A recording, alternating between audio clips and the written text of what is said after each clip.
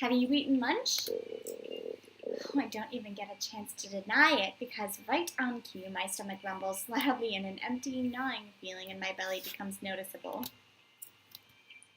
No surprise there. I did skip breakfast and lunch so I could catch Becca while she was on break.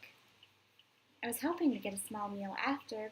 I guess with everything going on, I just forgot until Ash mentioned it. It's not like the hollow feeling is new to me, though.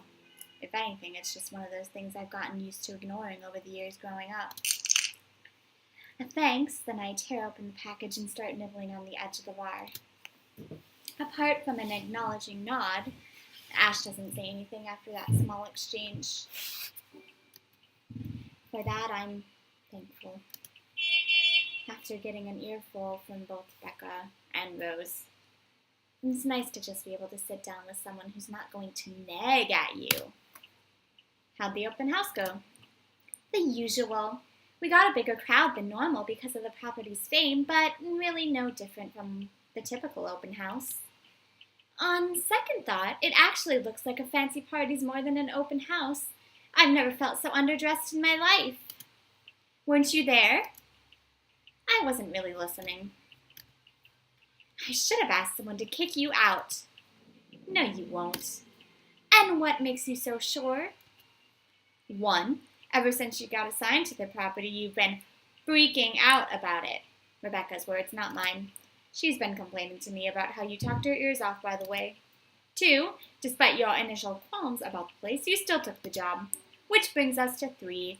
It's been months since you last started a deal, and you're short on money right now since you're back to your instant noodle diet. How'd you even know about the last one? Rebecca. Anyhow, you're hell-bent on sending the mansion, even if someone you know personally is in the tour group. You aren't just going to kick them out.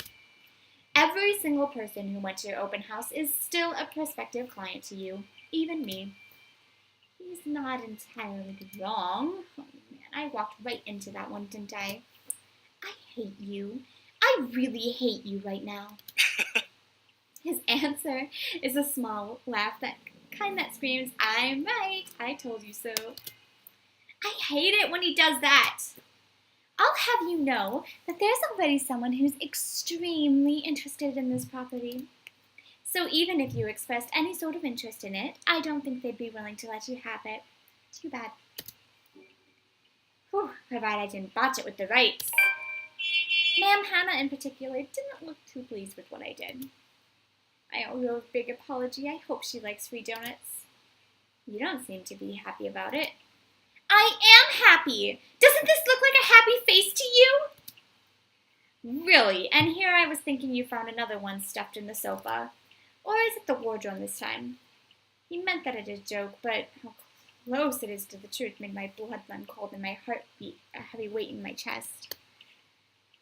Whew, all at once the letter in my bag feels a whole lot heavier, burdened by my own guilt and apprehension.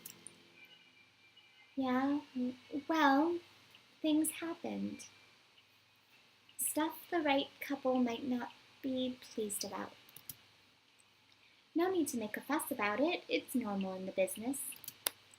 You made them angry? Not angry, just stuff happened. Like things. Did they do anything? Your clients, the rights, was it? I can't answer that. At least not with revealing everything that took place in the attic. You keep asking about my work, yet you haven't even said a single thing about yours.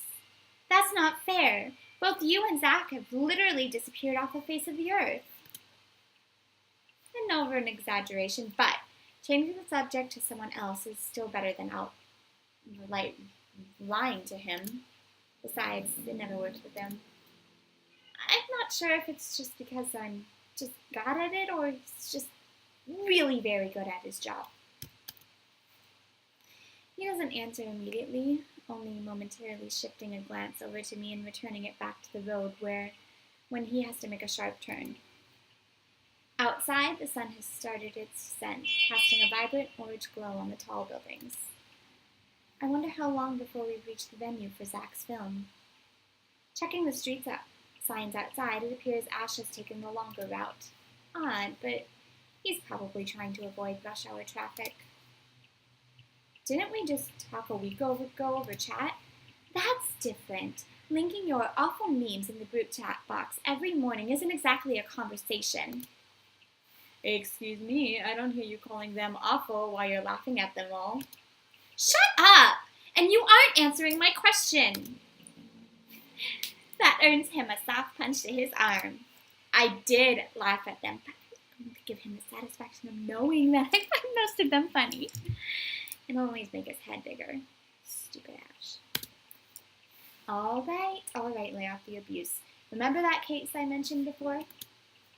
We've been trying to pin the bastard down, but it required more work than we anticipated. Guy's slippery like that. We got some good leads months ago. He recounts what he's been doing in the time we haven't seen each other.